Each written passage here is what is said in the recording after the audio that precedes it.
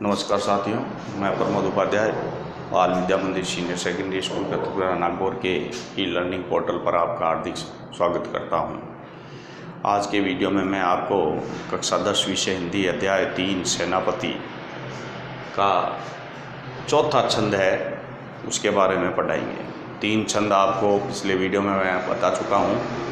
तो आज के वीडियो में जो छंद है उसके अंदर सेनापति ने क्या बताया है। सेनापति ने इसमें शीत ऋतु का जो दृश्य होता है, तो वो शीत ऋतु का इन्होंने सर्दी की ऋतु जिसको कहते हैं, तो सर्दी की ऋतु को आक्रमणकारी रूप में इसमें चित्रित किया है। तो आइए जानते हैं किस प्रकार शीत ऋतु के बारे में सेनापति कवि ने बताया है। शीत को प्रबल सेनापति कोप चलियो दल, निबल अनल गयो सूर सिराय के, हिम के समीर तेय बरसे विषम तीर, रही है गरम बौन कोनन में जाय के, धूम नैन बहे लोग आग पर गिरे रहे, ये सू लगाए रहे नेक सुलगाय के, मानो बीत जान माँ शीत ते पसारी पानी, छतियाँ की छाँ राख्यो पाउक छिपाए के। तो इस प्रकार से ये छंद है। तो इसमें अपन जानते हैं कि इसकी व्याख्या जो है वो किस प्रकार से करनी है। शीत को प्रबल सेनापति कोप चलियो दल, शीत यानी सर्दी की ऋतु का जो प्रबल आक्रमणकारी दृश्य है तो उसको बताया गया है कवि द्वारा। सेनापति कह रहे हैं कि सर्दी की ऋतु जो सेना है, शीत ऋतु की जो सेना है, वो जग जीवन पर एक आक्रमणकारी रूप में चढ़ाई कर रही है। यानी सर्दी की ऋतु जब आती है तो ठंड का मौसम हो जाता है, तो उसको बताया गया है कि शीत को प्रबल सेनापति कोप चलियो दल, यानी शीत ऋतु का जो सेना है, शीत ऋतु की जो सेना है वो जग जीवन पर आक्रमणकारी रूप में चढ़ाई कर रही है। निबल अनल गयो सूर सिराय के, यानी सर्दी की ऋतु आने पर, ठंड बढ़ने पर क्या होता है, निबल अनल यानी आग है वो कमज़ोर पड़ जाती है। निबल यानी निर्बल, कमज़ोर पड़ जाती है, आग का कोई असर नहीं होता है। गयो सूर्य सिर आए के, तो सूर्य जो है वो भी धीमा पड़ जाता है, यानी बहुत ही उसका जो गर्मी है वो कमज़ोर हो जाती है। तो ठंड पड़ने पर आग और सूर्य की जो गर्मी है वो कमज़ोर हो जाती हैं।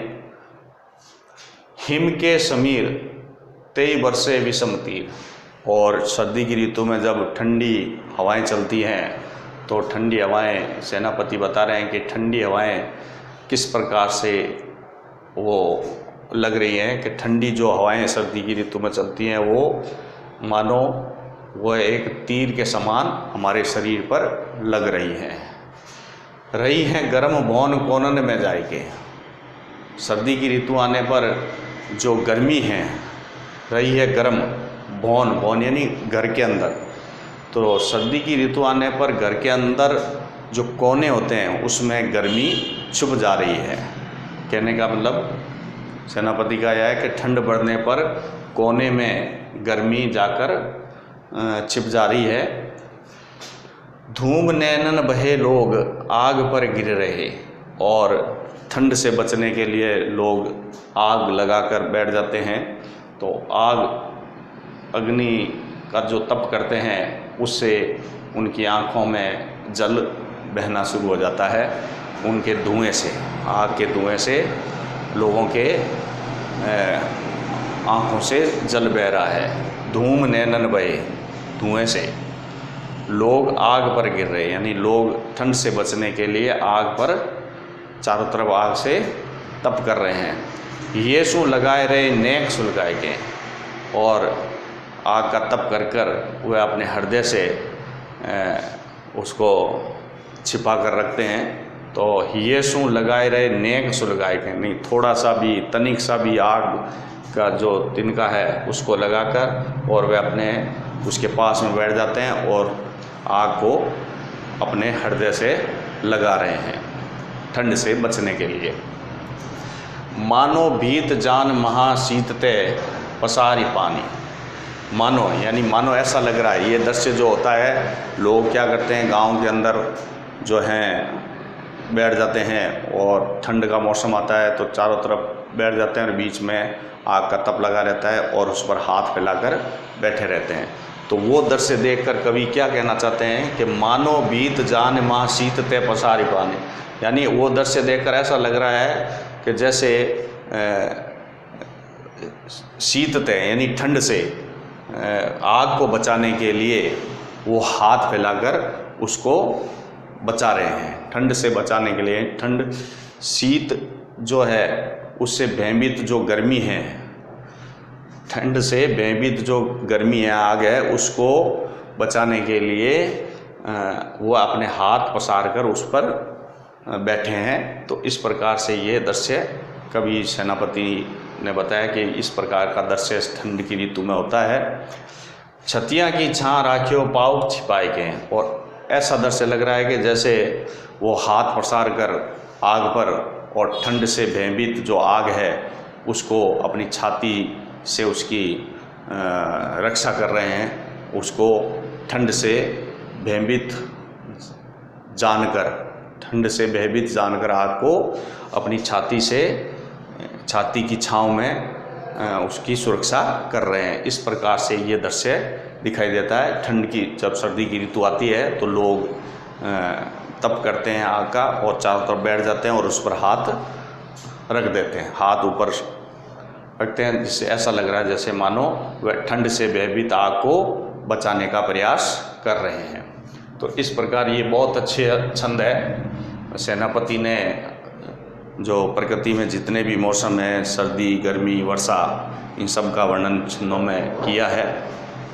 तो इसको आप नोटबुक में नोट कर लेंगे। इसके मैं शब्दार्थ थोड़े से बता देता हूँ। शीत का मतलब होता है सर्दी। कोप चढ़ियोदल यानी आक्रमणकारी, आक्रमणकारी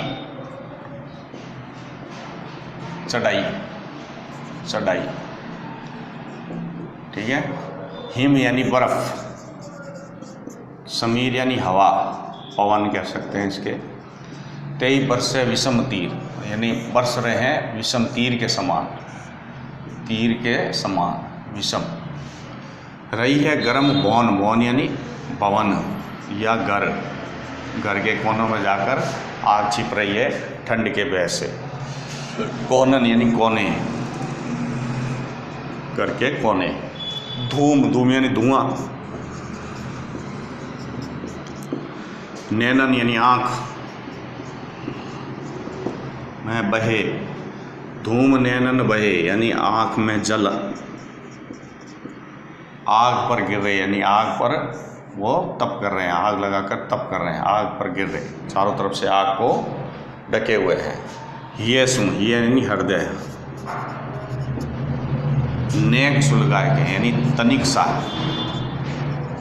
तनिक सा, तनिक सी आग लगाकर सुलगाए के, सुलगाने, सुलगाना, आग को जलाना। मानो यानी ऐसा लग रहा है मानो, भीत, भीत यानी भय। शीत यानी सर्दी, सर्दी की ऋतु के भय से आग को बचाना चाहते हैं लोग, ऐसा दृश्य दिखाई दे रहा है कवि को। सती यानी छाती, छाती से ढके हुए।